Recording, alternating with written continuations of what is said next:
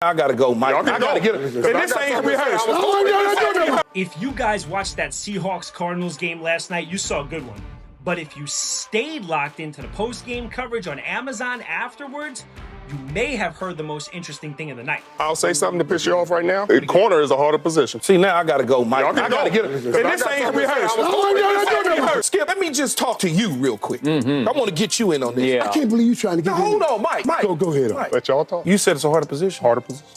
Harder position. What did you start off at? Receiver. What does that say? You play receiver, you couldn't play it at the level that got you to where you are, so you went to corner because it was much easier to do. Well, you ain't gotta you catch that ball early. All you gotta do is run with somebody. The reason I moved positions is because I didn't want to be dependent on somebody else. Oh, yeah. I didn't want to be, I didn't want to be dependent on somebody else. I wanted to control my own destiny. And you know what I wanted to do? I wanted to make sure that I impacted every play. I didn't want no water breaks. I didn't want to take off. Hey, it's a 10-play series.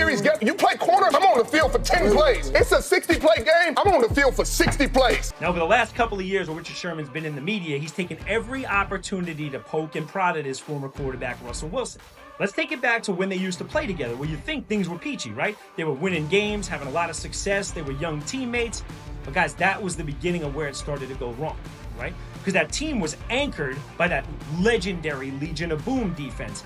Richard Sherman, Cam Chancellor, the great Earl Thomas, and on the other side, a young Russell Wilson was pretty much asked to manage the game, make a couple of plays, and hand the ball off to the great Marshawn Lynch, right? When Russell Wilson's time to get paid came up, and Russell Wilson started asking for a ton of money, and the defensive players started to feel like, wait a minute, this team is anchored around us, and he's taking all the money, and his head's getting real big, and he's starting to feel like he's up here and treat us like we're down here. And if you remember, that team was forced to disband much earlier than it really probably should. Richard Sherman wound up moving on. Earl Thomas got hurt and he ended up moving on. And Cam Chancellor retired. So none of these guys got paid. On top of that, if you recall, they didn't just win one Super Bowl, they went back to a second. And what happened at the end of that second Super Bowl, if you recall, is that famous video where Richard Sherman is on the sideline almost like pouting, and you can see the emotion drain from him because Russell Wilson just threw a goal line interception to the Patriots, right? But there's a story behind that too.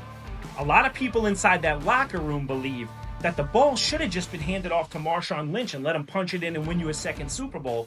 But the Seahawks made a point to try to make Russell Wilson their golden boy and have him throw that Super Bowl winning slant. Guys, that's where it all went wrong. So who's right, who's wrong?